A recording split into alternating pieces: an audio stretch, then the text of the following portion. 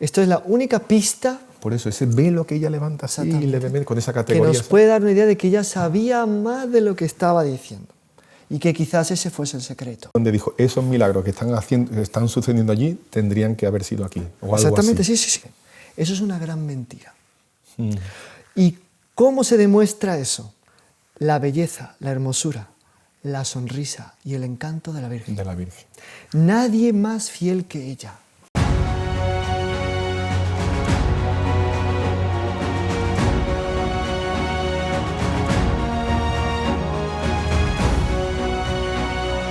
Podcast Vuelo de Águila, a la conquista del cielo. Salve María, queridos amigos, y bienvenidos a un nuevo programa de Volando con Águilas, el vuelo de águilas. Vamos a seguir volando y viendo desde esa perspectiva grandiosa y maravillosa los secretos de nuestra fe, pero no solo los secretos, sino todo aquello que Dios da para que aumente nuestra fe.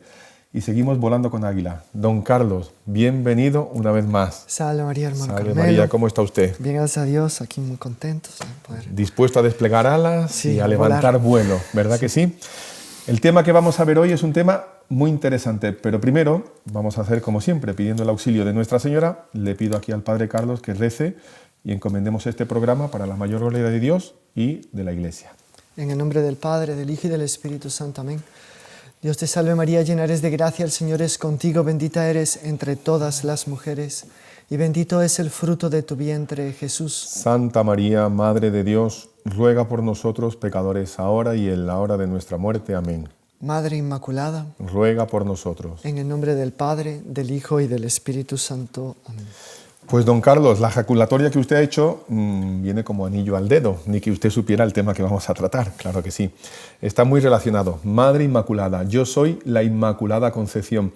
Y está también muy unido, y quiero recordaros aquí a todos, al tema que tratamos en octubre. ¿Os acordáis?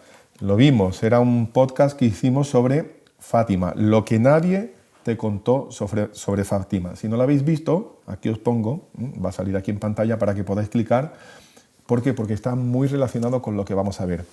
La Virgen dijo en una gruta, yo soy la Inmaculada Concepción. Vamos a hablar sobre Lourdes, el mensaje de Lourdes, que yo creo que se puede aplicar mucho a lo mismo que decíamos en ese podcast, ¿no? Lo que nadie te ha contado sobre Fátima, lo que nadie te ha contado sobre Lourdes. Lourdes, todo el mundo ha oído hablar.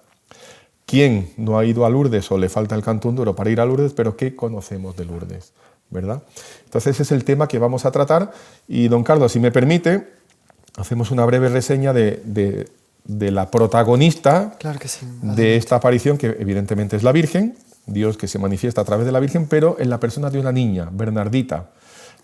Lourdes antaño fue una aldea pequeñaja, era prácticamente nada, situada en el fondo de un valle donde confluyen varias gargantas y cerca se levantan las rocas llamadas de Masabiel, que significa, si no me equivoco, roca vieja. Rocas viejas. Que yo creo que ni siquiera era Masa, francés. roca, viejas. Pero ni Como siquiera era francés, era una especie de... Pasa el patois, una especie de mezcla, ¿no? Están en la frontera, están en los Pirineos, entonces... Incluso la Virgen no dijo, je suis l'Immaculée Conception, no, que yo era la Inmaculada Concepción. Pues eso, Eso es lo que la Virgen dijo. En patois, claro está. Patois se llama el idioma, ¿no?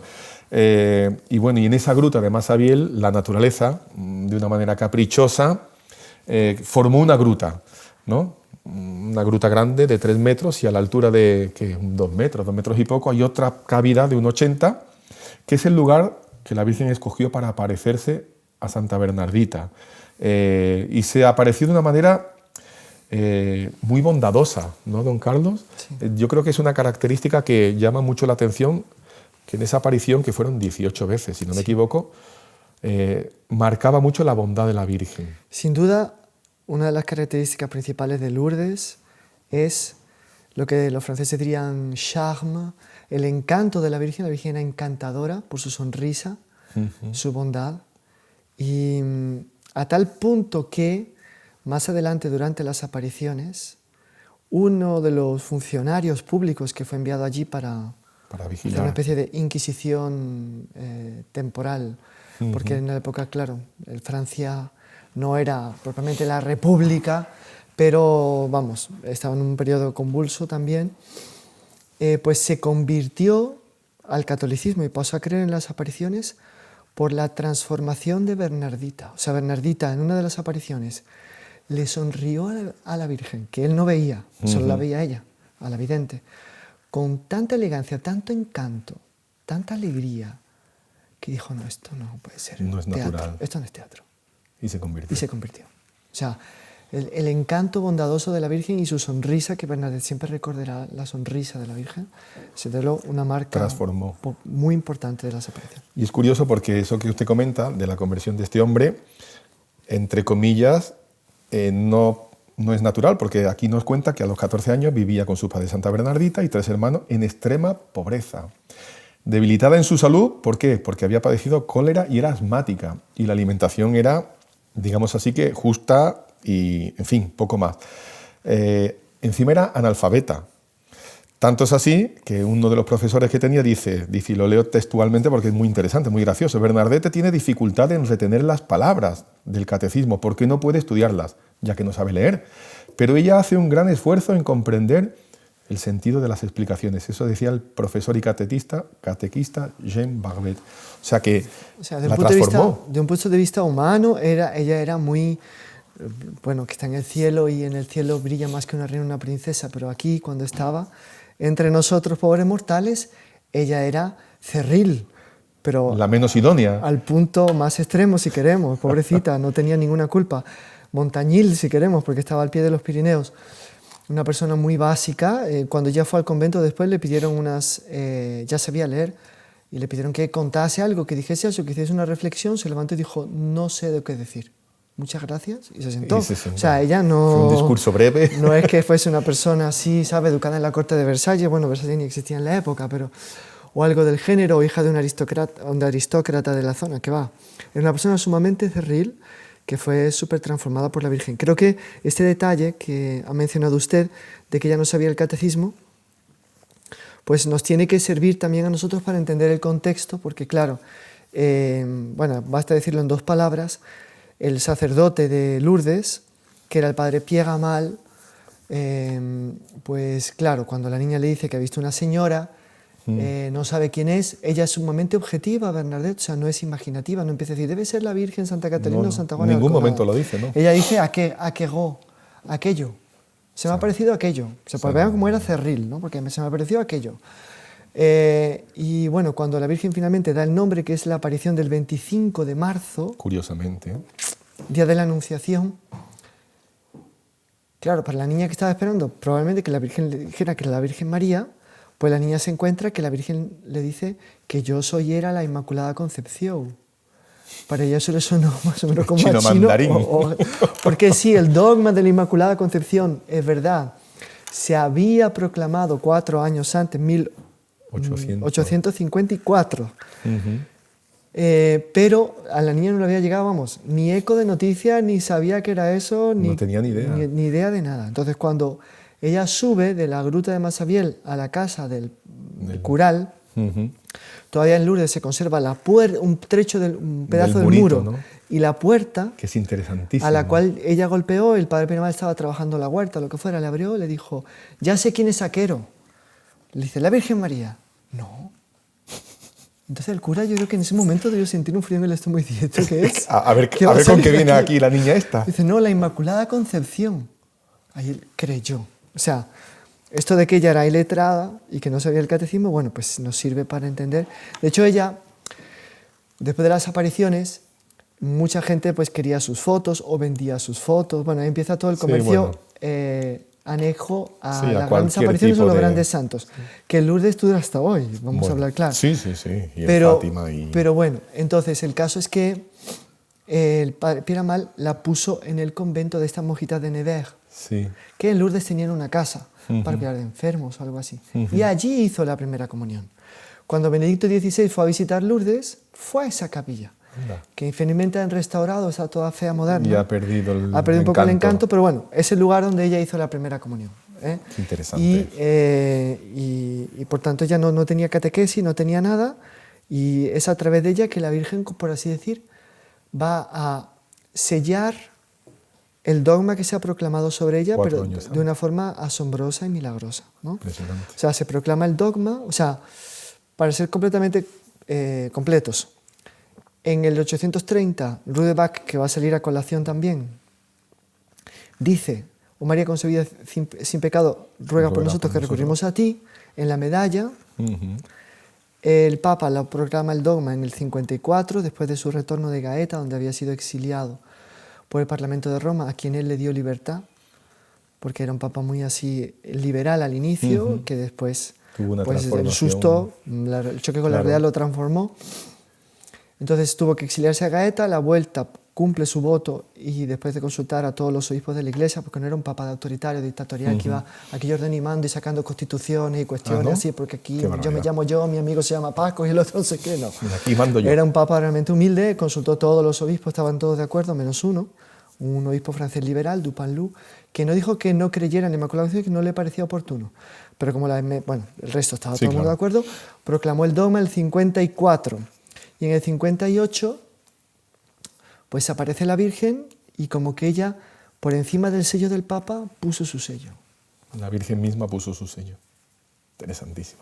Y es curioso, don Carlos, cuando usted contaba que Santa Bernardita sube y va a la casa cural y toca la puerta que se ve, es preciosa. Si vais a Lourdes y lo podéis ver, merece la pena. Es muy, muy interesante. Tiene mucha unción aquello. Y le dice, no, ¿quién es? Aquello es la Inmaculada Concepción. El cura se asusta, ¿no? Y ella pensaba que había dicho una palabrota. Dice, ¿eso es bueno o es malo? Y se queda asustada como diciendo, ¿qué habré dicho? ¿No? Porque vio la cara del cura tan así, con los ojos así tan grandes, que se asustó como, ¿será que he dicho algo malo? ¿No? Y ahí, no, tranquila, hija mía. En fin, don Carlos, ¿por qué Lourdes? Bueno, vamos a ver. Vamos ¿Por qué entonces. en Lourdes? ¿Por qué en Lourdes? Bastidores, pero bastidores celestiales. ¿Por qué Dios, por qué la Santísima Virgen escoge en esta esquina perdida de Francia? Porque la verdad es que Lourdes, o sea, Bueno, es el fin del mundo. llevando en cuenta que París no es una capital que esté en el puro centro del mero medio como Madrid, sino que está en el norte, noroeste del país, está a poquitas horas de Bélgica, de Alemania. Sí, está muy arriba. Llevando en cuenta, pues por lo tanto, que si la capital pulsa un poco la vida del país, los Pirineos son la parte más distante de Francia, probablemente, de la capital, Sí, ciertamente. incluso más que la Bretaña o que lo que sería el este, en fin. Pues llevando en cuenta eso, la Virgen se fue a lo más lejos, a lo más perdido y a lo más tal. Se puede hacer rápidamente la interpretación Clásica, digamos. clásica, escogió a los pobres, los humildes, y es verdad. Escogió a los pobres y los humildes. Ella era pobre, era humilde. La escogió, punto. Es verdad. Pero ¿será solo eso? Ahí está. Entonces hay que recordar que primero escogió también una persona pobre y humilde, que era Catalina Labouré, que ella vivía por ahí en Francia, yo no me acuerdo exactamente su lugar de origen, pero bueno, acabó yendo jovencita a estudiar en el estudiantado de las Hermanas de la Caridad en París. Y que ella había visto en 1830 a la Virgen. Y que la Virgen le había pedido una serie de cosas a Santa Catalina Labouré. El año 1830, políticamente hablando, es muy importante porque cae la monarquía. La comuna. Y cae, Carlos X, no cae la monarquía, no, me he expresado mal. Carlos X firma su renuncia y sube Luis Felipe. No cae la monarquía, pero se pasa de una monarquía más así católica, tradicional, digamos así, no era perfecta, porque, a una especie de monarquía democrática, constitucional, que prepara el terreno para la vuelta a la República y después que va a venir Napoleón III y cae en el 70 y vuelve a la República. Bien. Entonces, ¿qué pasa? En 1830 la Virgen se aparece y dice: Carlos X va a durar poco tiempo, si no se convierten, si no hacen penitencia. Entonces, ¿qué ella pidió? La Virgen pidió que se cuñase la medalla. De hecho, acabó cuñándose por una peste que hubo y hizo tantos milagros que fue la medalla milagrosa. La milagrosa. Se cuñó la medalla como la Virgen no había pedido. No había pedido así. El padre confesor, una parte hizo que la Virgen había dicho, una parte lo que le inspiró a él, o el Espíritu Santo o su propia cabeza. Después, pidió la reforma de los paules y de las Hermanas de la Caridad, volver a la regla, ponerse primitiva y ponerse en orden. Hubo un movimiento en ese sentido durante un tiempo que después La misma Santa Catalina en la orden vio perderse el fervor original y lo dijo. Qué tremendo eso. Pero pidió que se abriese la capilla de la Rue de Bac para que los peregrinos pudiesen ir. Pidió que se hiciese una imagen de la Virgen con el mundo, el globo en la mano, y todo eso no se hizo. Y él iba a los confesores, el primero, el padre Ladel, la trataba siempre fatal, la insultaba y la echaba del confesionario a gritos prácticamente, terca, orgullosa, cabezota, Sí, bueno. sí. Y el otro, que lo vino a sustituir, era un providencialista. Cuando decía, la Virgen ha pedido que abramos la Rue de Bac, no. Hermana, si la Virgen quiere que eso pase, pasará. Usted esté tranquila. Anda, ya está.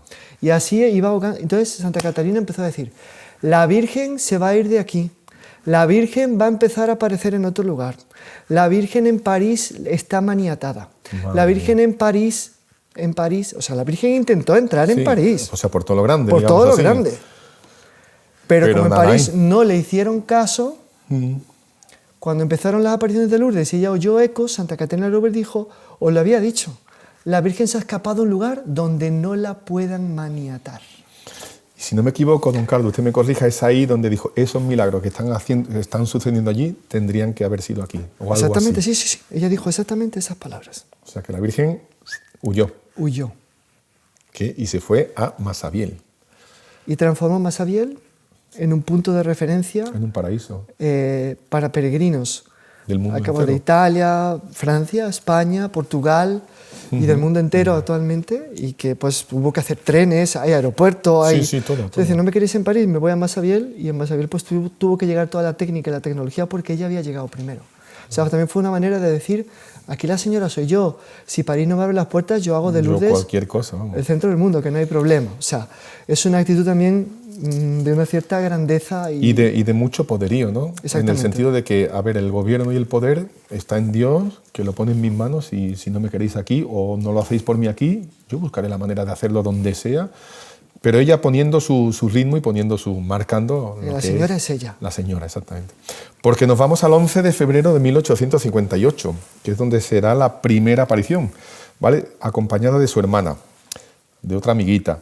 Santa Bernadette se dirige a la gruta de Masabiel porque allí iban a recoger leña y allí era una especie de basurero, hablando mal y Sí, pronto. claro. Era donde se tiraban pues cosas viejas y tal. Y bueno, había leña y al borde del río Gaf, que en realidad no era un río. El Gaf, si no me Sí, equivoco, claro, el es Gaf es la forma de llamar en patuá las corrientes de agua. un riachuelo, digamos. Un riachuelo, claro, para nosotros, dependiendo de la cultura, para un brasileño o un paraguayo, un argentino, Sí, claro. con el río San Francisco y tal, eso es un riachuelo, un arroyo. Quizá para nosotros aquí en España, que tenemos solo el Tajo y el Duero y poco más, puede ser... Guadalquivir, cuidado. El Guadalquivir, ¿verdad? Por favor, quítense el sombrero.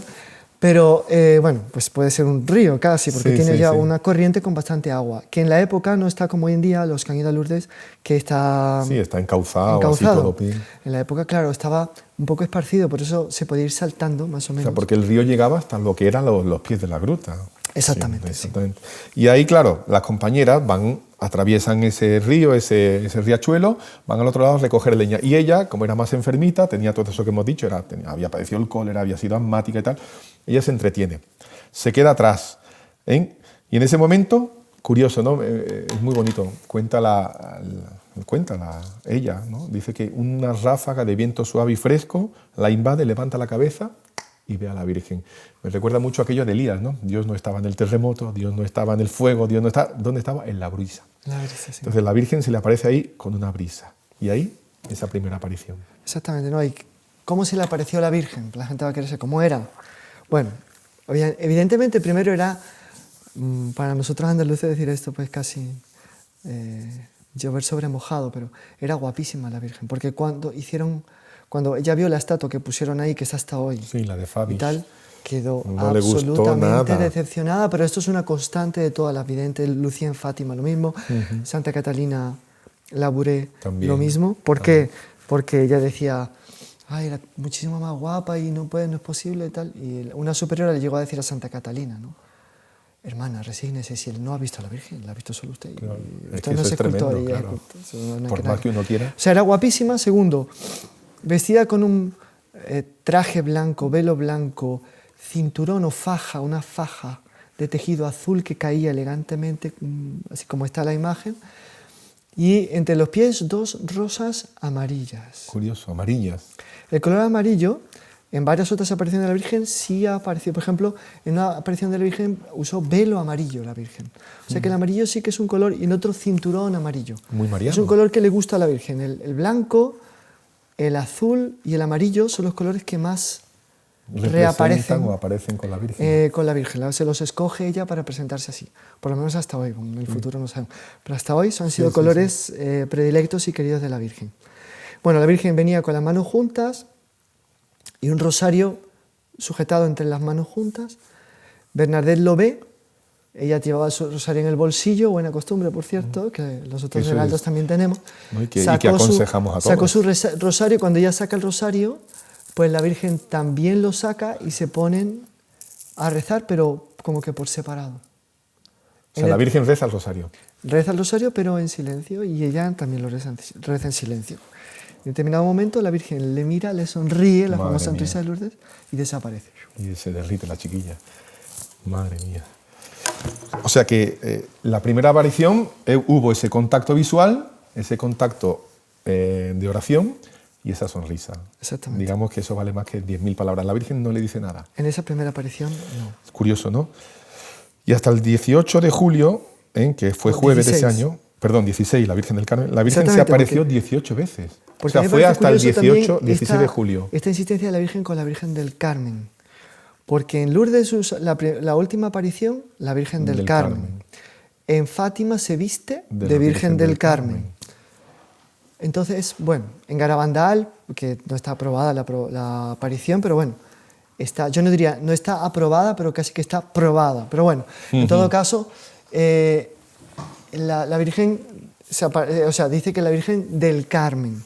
Entonces, hay también una predilección especial de la Virgen por esta advocación del Monte Carmelo. Eso no queda la menor duda. Sí, no, es otro dato, detalle que pues, puede pasar desapercibido, pero hay que resaltarlo. No es así banal.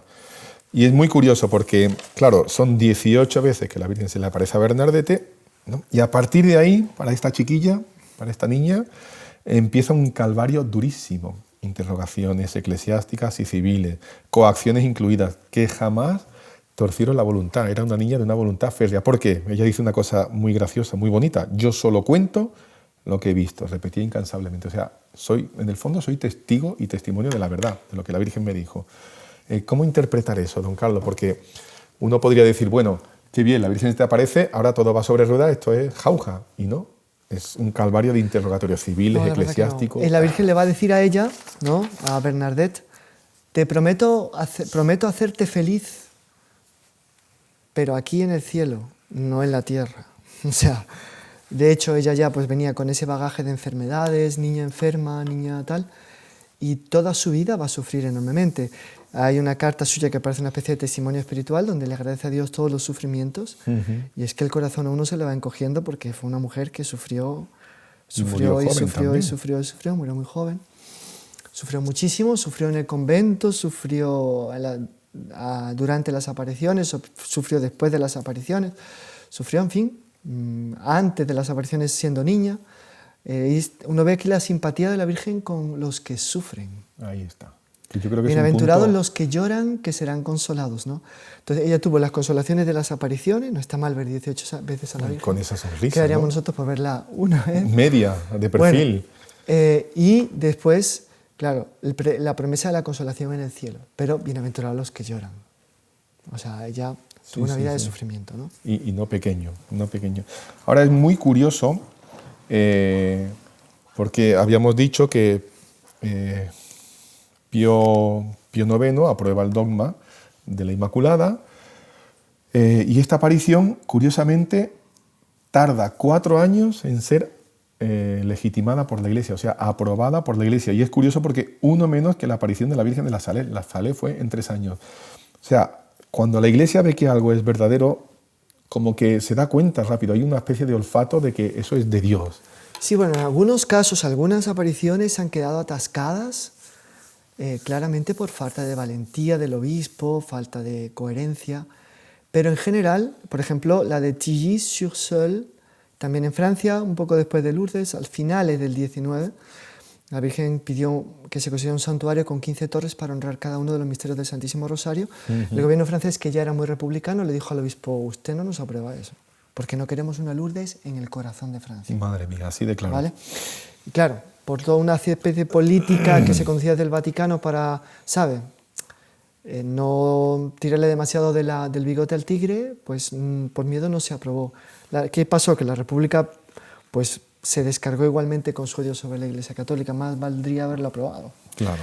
Pero bueno, siempre que se cede para no perder, se pierde lo que se cedió y un poco más, ¿no? Exactamente. Entonces la política a veces de la mano extendida es una política en la cual no solamente entregas la mano, sino entregas el brazo y el hombro. Pero bueno, en todo caso, en este caso de Lourdes, el obispo de Tarbes fue muy riguroso, fue muy estricto, pero una vez que se convenció de todos los datos, él aceptó. Fue valiente en ese sentido. Sí. ¿Por qué fue tan riguroso y tan estricto? Porque estamos en un tiempo que está de modísima el ateísmo, está de modísima la literatura que ya niega la divinidad de Jesucristo, la admite como un hombre que existió, pero totalmente desprovisto de su aspecto sobrenatural, divino. Estamos en un momento en que se está pensando, ¿no?, va a ser la exposición universal en París, las nuevas máquinas, los incipientes desarrollos de la medicina, se piensa que la técnica nos va a salvar y el hombre se está un poco sacudiendo el yugo de Dios, de la dependencia de Dios, y por sí mismo la tentación de Babel, ¿no?, va a llegar al cielo, o sea, por sí mismo va a construir una torre gigantesca y en la cual va a destronar a Dios y se va a poner un positivismo y un racionalismo. Entonces estamos en esa época, entonces el obispo se entiende que haya sido cuidadoso y nadie se queja de eso.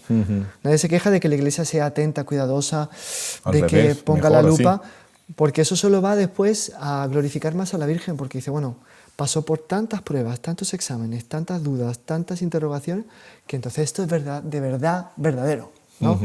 No queda margen a dudas. Y ese es el caso de la aparición de Lourdes. Entonces, primero, aprobada por el obispo, después Pío IX autorizó el culto a la invocación Notre Dame de Lourdes, Nuestra Señora de Lourdes, y después San Pío X pues, extendió la memoria a todo el mundo. Iglesia universal. Y hubo un reflorecer de la devoción mariana en Francia colosal con estas apariciones, más colosal. Qué impresionante, ¿eh? O sea, motivo lo que incentivo. realmente la Virgen logró en esos últimos años del siglo XIX en Francia, un reverdecer de la piedad católica en situaciones muy adversas, que fue una gran maravilla, una de las últimas flores que Francia, como país de cultura católica, pues hizo nacer, y cuyo perfume todavía se huele un poquito cuando uno va a Lourdes, va a otro. Sí, es impresionante. Entonces es eso. Bueno, don Carlos, vamos a hacer una pausa, no se me vayan porque vamos a continuar con el tema, pero quiero anunciaros algo. Os recuerdo, no os olvidéis compartir y darle al clic, al me gusta, al like, a todo eso, ¿vale? Y volvemos ya porque vamos a empezar a hablar de algo que todos estamos ya así, las curaciones. Ahora volvemos. Soy el padre Manuel Rodríguez, de los Caballeros de la Virgen Heraldos del Evangelio, y quiero hacerte una invitación muy especial. Vamos a comenzar el nuevo curso de preparación para la consagración a la Santísima Virgen María, conociendo su verdadera devoción. Es un curso online, enteramente gratuito, y en el cual la Santísima Virgen María quiere hacerte un regalo, participar de su propio corazón. No dejes de participar en este curso. Haz clic en el link que está ahí abajo. Y hasta pronto.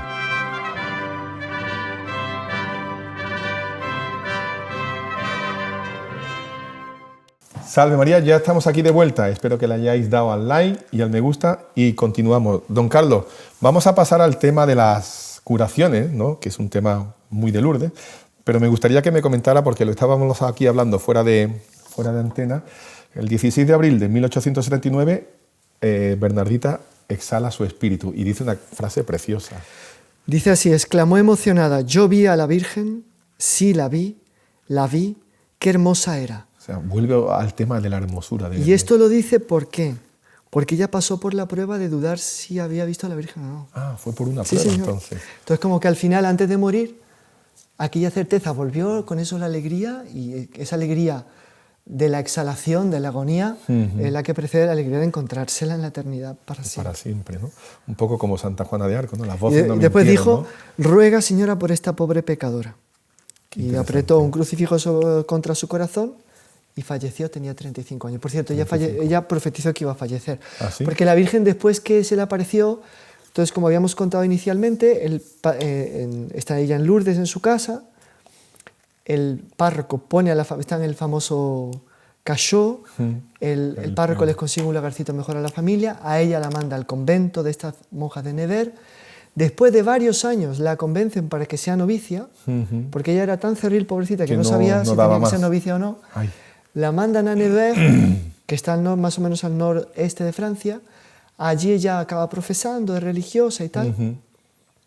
Sufre muchísimo porque la formadora, no la superiora tanto, más la formadora, la desprecia mucho. Dice, ¿cómo es que la Virgen se aparecía a una cateta de pueblo y no a una monja instruida? Casi como diciendo, exacto, casi como diciendo, ¿por qué se le ha parecido a ella y no a mí? Qué humilde, o sea, qué la mal mujer. Gusto. Ay, Señor. La Virgen. Pero bueno, y le dijo que era bon à rien, buena a nada, buena para nada, o sea, que era una inútil, ¿no? Madre mía, entonces, sufrió mucho en el incentivo. convento y tal. Al final, bueno, todo eso, las condiciones mejoraron, pero su enfermedad se fue agravando. Total, que ella tuvo 3 o 4 unciones de los enfermos, parecía que se iba y no se iba, y finalmente ella, como oía a la Virgen, le hizo varias profecías a personas sobre el futuro. Una novicia que estaba con ella le dijo, tú no eres para aquí, tú vas a un convento pobre del norte de no sé dónde. Madre y la mía. otra la echan del convento y años después le escribe, mira, acabo de... Estoy en tal convento. Sí. Estoy en San José de Cluny, creo que se llamaba en la época. O sea, que es un pobre convento de pocas monjas, me han acogido muy bien, muchas gracias, su profecía se ha cumplido. Qué bárbaro, y bueno, qué varios milagros se hicieron a través de las oraciones de ella, en vida de ella, Santa Ana. Entonces, ella profetizó su muerte. Dice, bueno, la formadora tuvo un viaje y le dijo, cuando usted vuelva yo ya no estaré aquí. Y de hecho, se murió en ese intervalo y se murió con esta consolación de que esa duda de que si había visto a la Virgen o no, que le asaltaba por veces, no por infidelidad de ella, sino por una aprobación. Una prueba. Pues se disipó completamente, ¿no? Madre mía, y ahí, bueno, no solo ahí, ya empieza el constante flujo de peregrinos, ¿no? Porque ese constante flujo es una expresión viva de fe. Son cientos de eventos extraordinarios de índole físico, espiritual, psicológico, en fin, de todos los ámbitos, ¿no? Desde 1858 hasta hoy en día, que siguen habiendo, ¿no? En el ámbito de la materia, pues un riguroso comité, ¿no? El buró, que examina, y ahí pueden haber médicos protestantes, judíos, árabes, lo que usted quiera, vale, puede todo ahí, pero curioso, de esos cientos, miles de casos que aparentemente son milagros, la Iglesia solo reconoce 69 hasta la fecha. O sea, 69 en que la Iglesia, en realidad la medicina, la ciencia dice esto, científicamente, médicamente hablando, no tiene explicación. Es algo que sobrepasa la ley de la naturaleza y la Iglesia lo pone como milagro, porque el milagro es eso. que a veces usted o uno, bueno, yo en Italia, solo en Italia he conocido 3 o 4 personas que me contaron, yo llegué con alma y salí sin alma, pero ni siquiera fue al comité ese ni al buró ese. Exactamente. Otra persona que estaba casi paralítica y salió caminando y se convirtió por causa de eso. Es terciaria de los heraldos hoy en día. Después, bueno, y así, o sea, hay centenas de millares de milagros y conversiones en Lourdes. Bueno, que son por milagros doquier, más espectaculares, mucho que hay uno que hoy en día ya no se hace, pero quien mira la gruta a la derecha hay una cuesta que subía así en zigzag y llegaba hasta arriba, y en una de esas revueltas hay un ciego que está así arrodillado, y es el exvoto de un ciego, ¿no? Que vino, fue a Lourdes para curarse, era medio ateo, dice, bueno, me han contado esto, voy a ver si me curo y tal. Y abajo pone en francés, yo como no sé francés no lo digo, dice, bueno, gracias señora, ¿no? Porque yo vine ciego de Lourdes, ¿no? Y salí ciego, pero salí con la luz de la fe o la luz o sea, sigo ciego, pero encontré la luz de tu gracia y la luz de la fe. En francés es precioso y eso es un verdadero milagro. Entonces son cientos y cientos, ¿no? De milagros, ¿no? Claro, y este comité, ¿qué hace? Que realmente son varios médicos, peritos importantes y tal, que certifican que de ninguna manera médica, o sea, la medicina no tiene ninguna explicación para que aquella sanación se haya dado. Ellos nos dicen, hubo un milagro, dicen, aquí ha habido una sanación inexplicable según el conocimiento científico que tenemos ahora, como el primer caso que fue este ciego que no tenía nervio óptico. Que es una cosa impresionante. Eso, ¿cómo puede ser que veas y seguía viendo si no tienes nervio óptico? Claro, le pusieron las letras y dice, no sé, ¿ves? No estás viendo, dice que no sé leer. Le dijo, bueno, no pobrecillo, sé. nunca veía, o sea, ¿no? él veía perfectamente Sí. sin nervio óptico. Vaya usted a explicar eso. Entonces, Claro. son los milagros así que la persona se ha Retumbante. tomado también el trabajo de ir allí, aportar aportar documentos, pareceres médicos, exámenes y tal. Entonces, si no, pues de esos 60 y pico corresponderán millares o centenas de millares de otros que, bueno, los exvotos de Lourdes, ahí en la cripta está, Sí, lleno. gracias por curar a mi hijo, gracias porque no sé Y qué, son cientos, gracias por... cientos, por no decir miles. Es decir, ¿y qué es lo que no habrá en cada interior de cada vez? Ahora es muy curioso, don Carlos, porque 4 años antes tiene el lugar, o sea, el dogma de la Inmaculada Concepción, ¿no? Y mientras la Virgen bajaba a la gruta, Charles Darwin escribía un libro sobre la teoría de la evolución, que acababa convenciendo a multitudes de que Dios no era nuestro creador. Y no solo eso, sino que Nietzsche proclamaba en ese interín de años, Dios ha muerto. Curioso, ¿no? Y ahí la Virgen viene a decir... ¿Qué pasa? Que sí, estamos en una época donde, desde el punto de vista de las ideas, pues se nos intenta convencer de que científicamente hablando quedan descalificados los llamados mitos bíblicos. Entonces, el mito de la creación de Adán y Eva, que también, por cierto, en este canal hay un vídeo muy interesante sobre eso. Ah, pues lo pondremos ahí para que El lo vean. supuesto mito, claro, está así. El supuesto mito de la creación de Adán y Eva. Bueno, tantos mitos. Y que la ciencia iba a explicarlo todo. Charles Darwin, con su teoría de la selección natural de las especies, porque él no usa la palabra evolución, después se lo pones. Sí, después se lo pones en Ahora el... todo, sí. Lamarck y no sé cuándo. Bueno, total que toda esta gente, bueno, a los que tenían un poco más de nivel intelectual les pretenden convencer libres del yugo de la religión, que nos contaba historietas de niños. Ahora somos hombres adultos que creemos en la ciencia. Al estado de hoy, resulta que nos damos cuenta de que, científicamente hablando, estamos cerca de mostrar que todo el mundo viene de una sola madre y estamos cada vez más lejos de las teorías de Darwin. Y de que hoy Dios en ha día muerto. los científicos, varios, y no necesariamente católicos, conservadores, No. hablan del mito de Darwin. O sea, que el mito se ha invertido así, ¿no? Se ha invertido el mito. Dios como Pero el en Dios. ese momento tenemos que la gente se está dejando arrastrar por el desarrollo técnico. Revolución industrial está empezando a tope, aquello gestionarse. está fraguando. El desarrollo médico, el desarrollo tal. Entonces, ¿qué pasa? Que Dios realmente, con todo ese apogeo técnico, científico, médico, ha muerto. ¿Ha muerto? Claro, ¿para qué Se aparece la Virgen en Lourdes Y aparecen los y dice, milagros. aquí tenéis que venir todos de rodillas para ver si os curo yo, porque lo que no hacen los hospitales lo hago yo aquí. Entonces, o sea, como que Nuestra Señora es la respuesta frontal a esa tendencia de la revolución en ese momento a llevar a las sociedades a la incredulidad con la falsa justificación del cientificismo, ¿vale?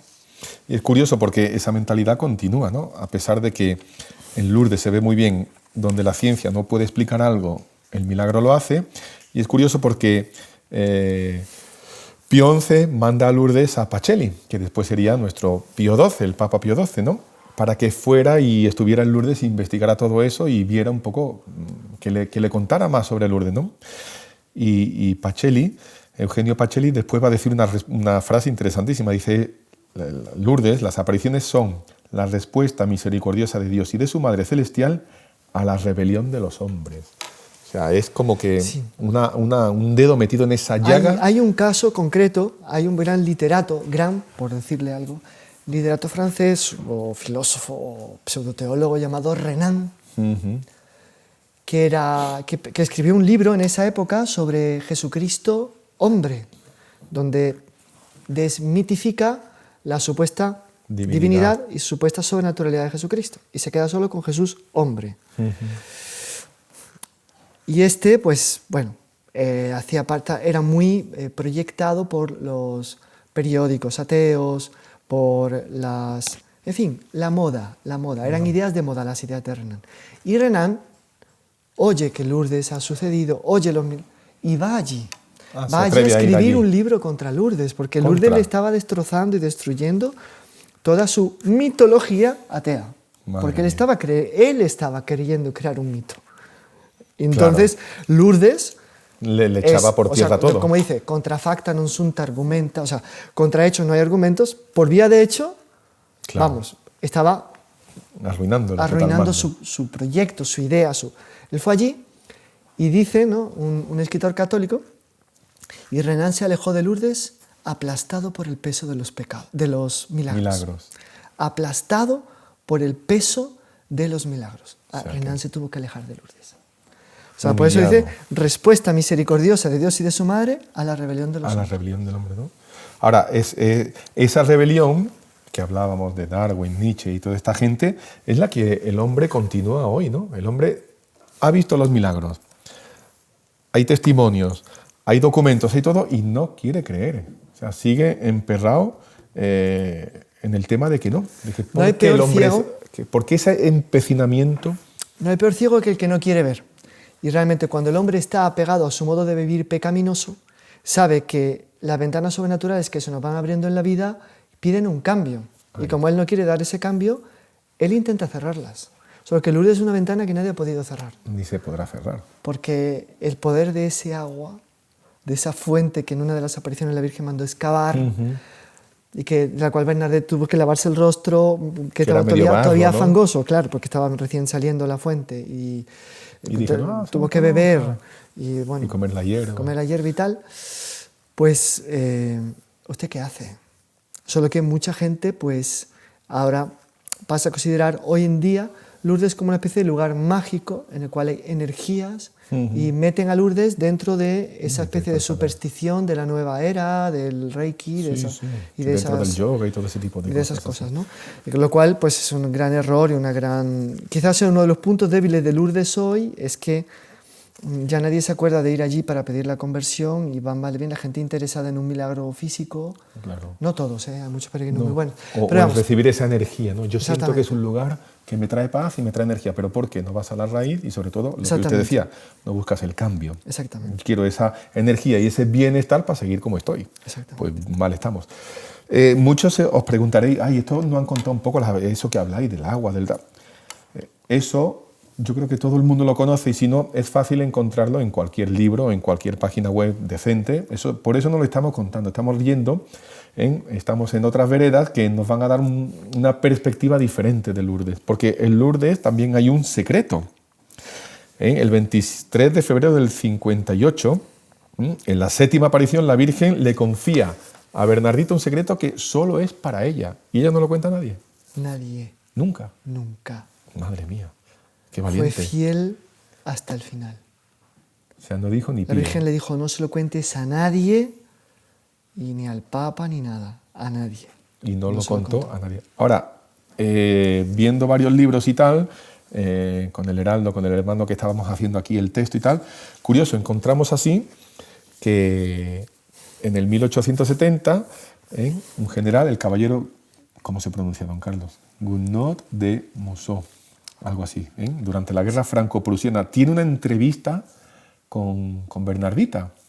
Y ahí se puede medio vislumbrar, o se puede como que Bernardita como que levanta un finísimo velo en el cual podríamos intuir pues ese mensaje o algo de ese mensaje, que además está muy relacionado con lo que queremos ver, si es que nos da tiempo, con Fátima también, ¿no? Porque este señor le dice, bueno, ¿tuvo usted en la Gruta de Lourdes o posteriormente revelaciones relativas al futuro o destino de Francia? ¿No le ha encargado a la Virgen que transmita advertencias o amenazas para Francia? O sea, como buscando algo un poco sensacionalista. ¿Y qué le dice ella? No. Dice que no. No. Los prusianos. Que Santa Caterina también, cuando a Santa Caterina Labouré le preguntan sobre los prusianos, dice, están cumpliendo su deber. Nunca se opusieron, o sea, que es tremendo, a la guerra franco-prusiana. No, pues no sé, como francesa seguramente estaba en contra, pero como que no quiso como que meterse. No se metieron ambas en la guerra, curioso, en una actitud muy consonante las dos. Sí. Ahí le va a preguntar, ¿y los prusianos están a las puertas? ¿No le da miedo? ¿Qué responde ella? No. No. Y ahí viene el kit de la cuestión. Le dice este señor, no hay pues nada que temer.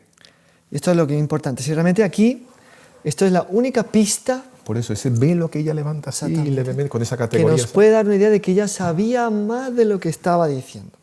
Y que quizás ese fuese el secreto. O tuviese algo que ver con el secreto. Claro. Que es, temo solo a los malos católicos. Temo solo a los malos católicos. Ojo, que una niña dijese eso en esa época. Es muy fuerte eso, es una afirmación muy fuerte. Porque temo solo, o sea, lo único que me da miedo Son no los es malos que católicos. los prusianos, no es que esto, no es que aquello, no, solo los malos católicos. Es muy fuerte. Esto, bueno, que lo digamos hoy en día, que vemos una iglesia dividida, enfrentada y bueno. Pero Pero que en aquella época, temo solo a los malos católicos. y él le va a preguntar, ¿nada más? Y ella va a decir, Que va a decir nada más. o sea, solo... Me recuerda cuando le hicieron una vez una entrevista al doctor Piño, le preguntó el periodista, dice, doctor Piño, ¿qué es para usted la izquierda católica? Y el doctor Piño se reía, ja, ja, ja, dice, católicos de izquierda, como diciendo, vamos a ver, o sea, temo solo a los malos católicos. Exactamente. O sea, ahí se puede como que oler o penetrar en algo muy profundo que o ella llevaba en su corazón o ella tenía un conocimiento que sobrepasaba lo que era la cabeza de ella y el conocimiento natural de ella. Sí, eso está claro que eso le fue revelado, o por alguna locución de la Virgen, o porque en el secreto quizá la Virgen le haya dicho, reza por mi iglesia porque dentro hay infiltrados que intentan y traman destruirla. Y alguien podría decir, bueno, usted está ya cabalgando y exagerando mucho. Ojo, en Akita, aprobaciones aprobadas por la iglesia, la Virgen dice 2 veces, mi iglesia está infiltrada. Así de claro. Si lo dijo en Akita, podría haberlo dicho también en Lourdes. Quizá no fuera el momento de que la niña lo pusiera, lo esparciera a los 4 vientos. Pero vamos, que podría ser, puede ser que vaya en esa línea. Claro, porque claro, en el fondo el decir que solo teme eso, en realidad es muy evangélico, porque se coaduna con lo que dice el Señor. O sea, no tengáis miedo a los que matan el cuerpo, sino a los que matan el alma. Y claro, esos que están en la iglesia o son malos católicos son los que en el fondo van carcomiendo. Matan más el alma que los que están fuera, evidentemente. Ahí está. Ahora, ¿quién podría decirse quiénes son los malos católicos de esa época? ¿Quién podría Bueno, ser? pues hemos mencionado a este personaje, Monsieur Dupanloup, creo que se pronuncia, ¿no?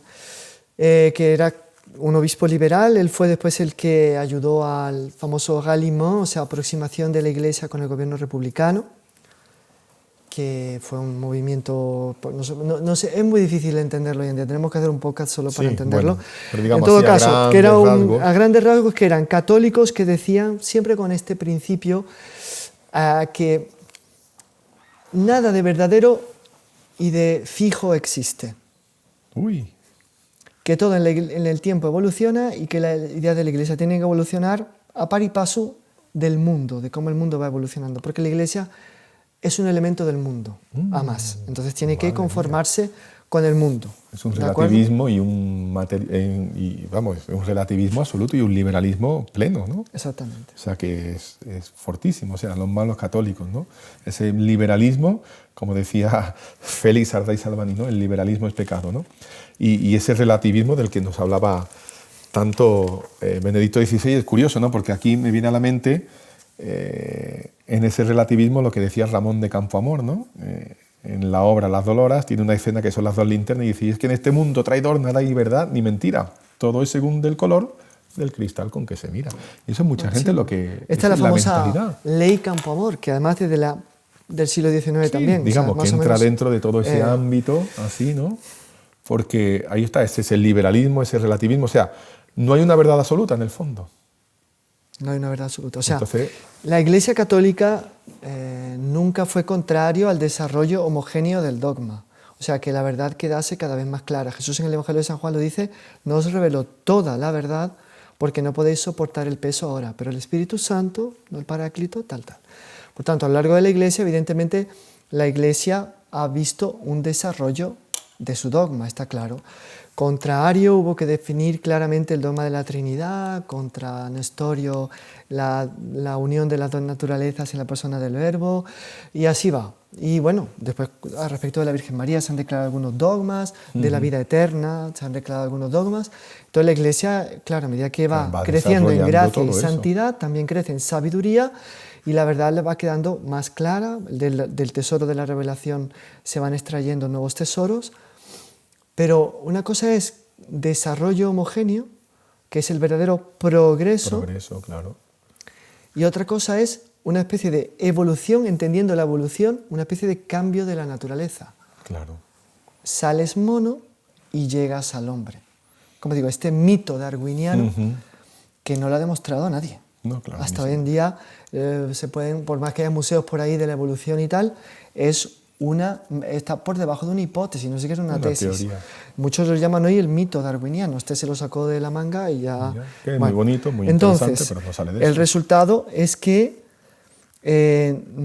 cuando nosotros entendemos que la Iglesia debe evolucionar, primero, ¿cuál es el criterio de esa evolución? Exactamente. Y segundo, ¿hacia dónde debe evolucionar? Si debe cambiar su naturaleza, no va a ser ella misma. Va a perder su esencia. ¿Y qué pasa? Que nuestro Señor Jesucristo, dice San Pablo, es el mismo hoy, ayer y siempre. Que la Iglesia la funda Él sobre Él mismo. Él es el único fundamento de la Iglesia que es Cristo. Usted dirá, está el Papa, pero el Papa está fundado sobre el fundamento que es Cristo. Claro, Que no hay vuelta de hoja. El Papa no es un supercristo, ni es otro Cristo, ni es... Bueno, puede llegar a ser un anticristo si no eso se sí. comporta bien, pero no más es que ni eso. supercristo ni más que Cristo, ¿vale? Entonces, pues esto, el liberalismo es a la chita callando de forma subrepticia, sibilina, poco clara y sofística, o en la línea de los principios o en la línea de la praxis, imponer la teoría de la evolución, o sea, de un cambio de la naturaleza, lo que ayer era, hoy ya no Hoy lo es ya. más, mañana lo dejará de ser. ¿De En el acuerdo? fondo es cambiar ¿A la sabor de esencia. qué? Pues considerando que todo evoluciona y que la Iglesia es una partícula dentro de ese todo que evoluciona, la Iglesia tiene que adecuarse al todo que evoluciona, que es en el caso el mundo. Claro. Esa es la filosofía radical del liberalismo. Que te lo presentan como súper ventajoso desde el punto de vista pastoral, porque evidentemente, claro, si tú estás todo el día diciendo a la gente que no se puede, que no hagan esto, que no hagan aquello, pues creas una figura de una iglesia que tiene una cara cerrada, que Sí, es sí. antipática, que es todo prohibición. No, tienes que decirle al mundo, ¿qué quieres? Pues vamos. ¿Qué quieres? Pues vamos. ¿De acuerdo? El problema de todo eso, que a pesar de la firmeza de la doctrina de la Iglesia, por todos esos medios, el liberalismo, todo ese pensamiento liberal, se ha infiltrado en la mentalidad de todos los católicos. Es que es tremendo, es que vas a cualquiera y todo el mundo piensa así de esa manera. Y cuando tú le dices y les enseñas y les demuestras, se sorprenden, ¿cómo? No puede ser. O sea, eso ha cambiado, todo el mundo, eso ha cambiado, eso evoluciona, como bien decía usted, ¿no? Entonces, claro, todo depende del cristal con que se mire, ¿no? Exactamente. Entonces, por ejemplo, si uno empieza, por ejemplo, vamos a suponer esto. Pues estamos en España, aquí se dicen muchos tacos. Gracias a Dios en Hispanoamérica se dicen mucho menos, bendito sea Dios. ¿Decir tacos está bien, sí o no? No, porque San Pablo dice que no salgan palabras malas de vuestra boca. Y no se estaba refiriendo a palabras obscenas, sino a palabras malsonantes. Eso es, sí, que no... Exactamente, muy bien. Pero llegamos nosotros al acuerdo. Mira, el mundo dice tacos. Si tú vas a una rueda social de empresarios, de gente que toma whisky, que fuma, que no sé qué, y no dices tacos, te van a señalar el católico. Di tacos tú también. A partir de la que persona acepte decir tacos Por pequeñito que sea. Ya dio el primer paso.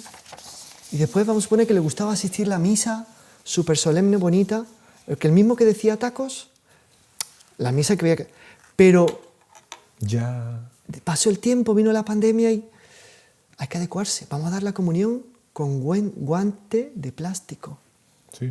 Empezó diciendo palabrotas y después se pone, pero lo de las palabrotas, bueno, me costó, lo dije, pero ahora que debemos dar la comunión con guante de plástico también, ¿o no? Entonces, y se va derivando. Si dijiste tacos, ¿por qué no dar la comunión con guante? Y así se va. en el fondo no es tan malo, No, ¿no? digo, he dicho un ejemplo por decirlo, Sí, ¿no? sí, pero... Por decir algo simpático. Hay millares de cosas así. Entonces, estos liberales eran así. El mundo tal... No hace falta. No cañones, no cañones. Eso me recuerda, el otro día me contaba una señora, graciosísimo, al hilo de lo que usted ha dicho. Dice, bueno, le dice al niño, vámonos a misa. Que no, mamá, que no, que es muy temprano y tal, que la veo en la tele. Yo la veo en la tele que ya vale, porque con esto de la pandemia han dicho que en la tele vale no sé cuánto. Dice, vale, que después de misa tu padre y yo nos vamos a comer a un restaurante. Cuando llegue la hora de comer, pon el canal de MasterChef y ya con eso ya has comido. Bueno, mamá, me voy a misa contigo, ¿no? Claro, no es lo mismo, no es lo mismo. Parece una tontería, pero no, es muy profundo. Entonces, eso es el liberalismo y esos son los malos católicos a los cuales Bernardita hace referencia, ¿vale? Entonces, aquí tenemos un poco una hipótesis de que el secreto esté relacionado con eso y que Bernardita tuviese alguna ciencia sobrenatural sobre ese fenómeno que hoy en día no se puede tapar el sol con los dedos así. No. O sea, hoy en día es una evidencia, una evidencia. Don Carlos, se nos va el tiempo y me queda un tema que lo tenemos que resumir muchísimo, porque es Fátima, Lourdes, Lourdes, Fátima. Bueno, no nos va a dar tiempo a todo, pero vamos a hacer un resumen pequeñísimo. La Virgen en Lourdes ofrece curaciones, pero sería muy extraño que solo esas apariciones, todas las apariciones se centrasen en rezar y en curarse. Yo rezo, me curo, yo curo, me rezo. Vale, hay 2 citas en Lourdes. Dice una así, el 21 de febrero del 58, Bernardita fue acercándose de rodillas, observó que la Virgen se había puesto triste. Le preguntó, ¿qué te pasa? La Virgen respondió, rogad por los pecadores. El 28 de febrero del 58, la 8ª aparición, la otra fue la 5ª, dice la Virgen, una cosa muy curiosa, penitencia, penitencia, ruega a Dios por los pecadores, besa la tierra en penitencia por los pecadores. En el momento se te viene a la cabeza lo que la Virgen dice en Fátima. Sí, en Fátima cuando les enseña el infierno a los niños, el infierno que existe, por favor, es dogma, pero en fin, rezad pedid por los pecadores, que hay muchas almas que se van al infierno porque no haya quien rece y se sacrifique por ello. O sea, penitencia, oración, conversión. O sea, está intimísimamente unido. Para hacer una síntesis sinteticísima. Pero vamos. Cojamos el esquema del Magnificat. Entonces, porque, como decíamos, ¿no? O sea, hay muchos elementos comunes entre Fátima y Lourdes, ¿no? Muchísimos. Desde el ambiente así de pueblo, de aldea, hasta, bueno, la belleza de la Virgen, todo lo demás. Ahora, digamos que el aspecto penitencial, en Fátima también hubo milagros, solo que la Virgen ya fue más exigente. Dice, a unos curaré y a otros no, que se conviertan. Si se convierten a lo largo del año, los curo. En Lourdes, la Virgen hace milagros para bofetear y humillar la revolución cientificista y la destruye. Pero vamos, aplastada. En Fátima ya su objetivo más concreto es no solamente salvaguardar la idea Dios existe, sino hay que convertirse, que si no viene el castigo.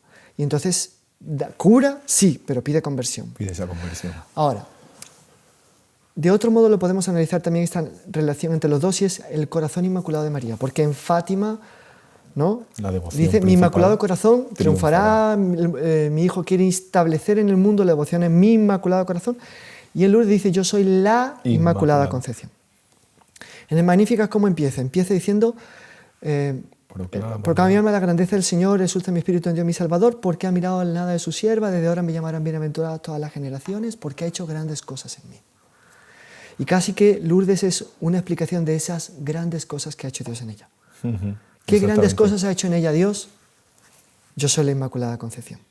¿De acuerdo? Entonces, la primera parte del Magnificat, alabar a la Virgen por las grandes cosas que Dios hizo en ella, se manifiesta mucho en Lourdes. Y viene con ese regalo de milagros y curaciones. Cuando se elegía un rey en Francia, después el rey salía distribuyendo luises de oro, ¿no?